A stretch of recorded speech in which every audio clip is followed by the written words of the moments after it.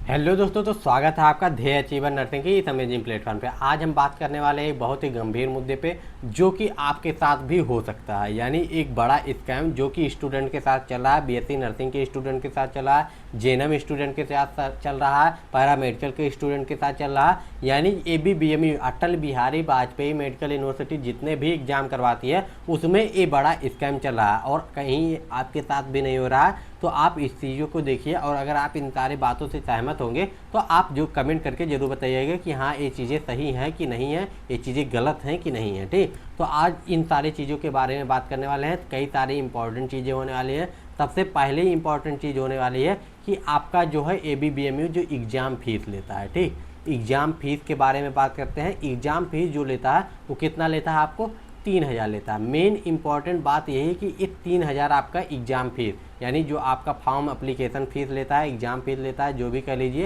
ये 3,000 लेता है। यानी आपका जो है फॉर्म भरवाने का, आपका अप्लाई करने का फीस 3,000 है, ठीक। या फिर SC ST है तो आपका 2,000 है, ठीक। तो ये 2,000 फीस है। और यहीं पे अगर इसके कंपेयर किया जाए नीट से या कोई अदर एग्ज़ाम से जो कि आपका नेशनल लेवल पे होता है, स्टेट लेवल पे होता है, तो उनकी फ़ीस 500 से लेके, कुछ की फ़ीस तो 100 रुपये से भी स्टार्ट होती है, 500 से लेके 2,000 के बीच में ख़त्म हो जाती है। ये लगभग 1 से 1,500 रुपये एक्स्ट्रा लेते हैं। अब यहीं से सारी चीज़ें स्टार्ट होती हैं।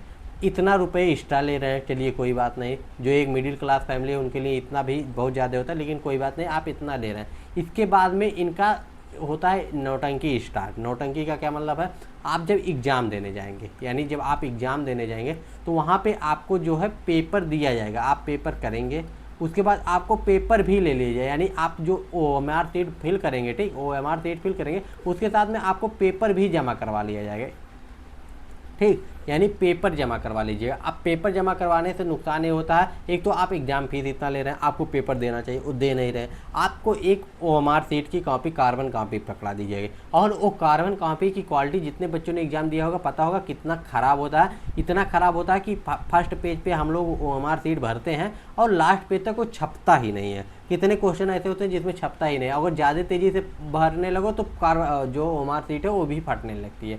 मतलब इतना रद्दी क्वालिटी का होता है, इतना ख़राब क्वालिटी का होता है। अब ये पेपर जो है आपका कितने का हुआ, पेपर के फीस कितना लिए, 3,000 लिए, ठीक। 2,000 SC ST के लिए, मान लीजिए एवरेज ज़्यादातर बच्चे तो 3,000 फिल किए, ठीक, 3,000 फिल किए।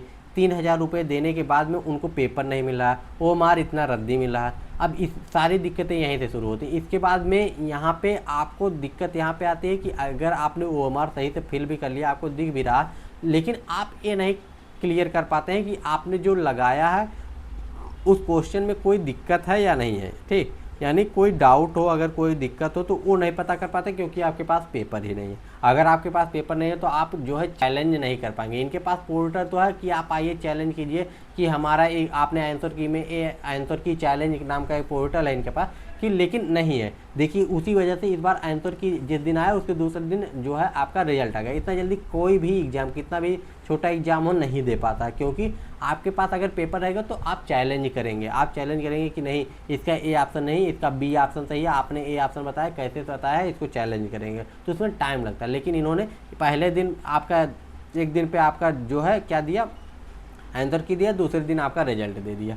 तो ये चीज़ें गड़बड़ है। ये चीज़ों के प्रति आप लोगों को आवाज़ उठाना पड़ेगा। आप लोग कमेंट कीजिए और आप लोगों के लिए कुछ चीज़ें हैं जिसके बारे में आपको बात करनी पड़ेगी, ठीक। इसके अलावा यहीं पे इनकी लूट नहीं ख़त्म होती है। आपका जो नंबर है वो भी कुछ लोगों का OMR सीट में जो नंबर है वो अगर 100 आ रहा है तो उसमें 10-15 नंबर का फ़र्क आ जाता है, यानी 10 नंबर के अंतर आ जाते हैं, करीब करीब 10-10 नंबर। किसी का 90 हो जाता है, किसी का 110 हो जाता है। अब यहाँ पे जब किसी के पास कोई सबूत ही नहीं है तो कोई चैलेंज कर नहीं पाता है, तो यहाँ पे स्कैम होने का चांस पूरा ज़्यादा रहता है। तो यहाँ पे पारदर्शिता जो है वो ख़त्म हो जाती है। पूरी की पूरी पारदर्शिता एबीबीएमयू द्वारा ख़त्म कर दी गई है। इसके प्रति आपको आवाज़ उठाना पड़ेगा। और इसके बाद में आपकी लूट एक जगह और होगी। अभी 5,000 रुपये और लगेंगे, कहाँ पे, आपकी काउंसलिंग पे, ठीक। काउंसलिंग पे 5,000 रुपये लगेंगे। साथ ही साथ इनको डॉक्यूमेंट हर साल, इनको 1 अप्रैल के बाद है, इनका फॉर्म आ जाएगा मार्च में, और इनको डॉक्यूमेंट जो है 1 अप्रैल के बाद का चाहिए, और डॉक्यूमेंट बनवाने में ही 1000 के आसपास का खर्चा आ जाता है। 800 से 1000 रुपये लग जाते हैं। आपको डोमिसाइल सर्टिफिकेट बनवाना है,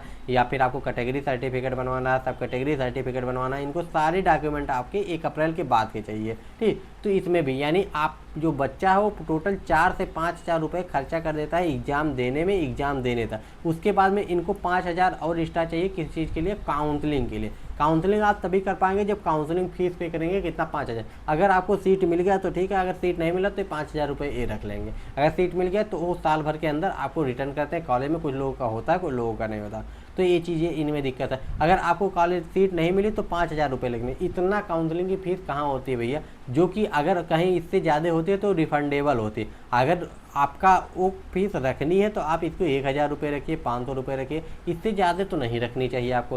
क्योंकि जो जिस बच्चे को आपका सीट नहीं मिल रहा उसके 5,000 रुपये का आप रख के क्या कर पाएंगे, यानी उसको 5,000 रुपये आपको क्या मिले, रिफ़ंड ही नहीं होता। बोलते तो हैं रिफ़ंड हो जाएगा, लेकिन ये पैसा रिफ़ंड ही नहीं होता। और जिन बच्चों को सीट मिल जाती है और अगर वो दोबारा काउंसलिंग करवाना चाहे तो उसको दोबारा 5,000 रुपये देने पड़े। यानी एक बार अगर उसको सीट मिल गई, वो सोच रहा कि अच्छा कॉलेज मिल जाएगा, फिर से 5,000 रुपये भरे, और उसको एक ही बार 5,000 रिटर्न होगा, एक 5,000 उसका रिटर्न भी नहीं होगा। तो इतनी सारी चीज़ें लूट चल रही हैं। तो इसके प्रति आपको जो है आवाज़ उठाना पड़ेगा। आपको RTI यानी राइट टू इन्फॉर्मेशन, जितने लोगों के पास सुविधा है, राइट टू इन्फॉर्मेशन फॉर्म जरूर फिल कीजिए। RTI का फॉर्म फिल कीजिए। आपको जो है इसका PDF जो का लिंक जो है आपको डिस्क्रिप्शन में मिल जाएगा, उसको जाके आप लोग फिल कीजिए और RTI फिल करेंगे, राइट टू इन्फॉर्मेशन। इसमें कई सारी चीज़ें मांग होंगी, जैसे कि हमको OMR सीट की जो है अच्छी चीज़ है, पारदर्शिता रखी जाए, एग्ज़ाम में पूरी पारदर्शिता दी जाए, हमको पेपर दिया जाए और जो है स्कोर दिखाया जाए कि कैसे किसका कितना है, ये सारी चीज़ों के बारे में दिया जाए डिटेल में, ठीक। पेपर दिया जाए, सबसे बड़ी मांग होगी कि एग्ज़ाम पेपर दिया जाए, ठीक।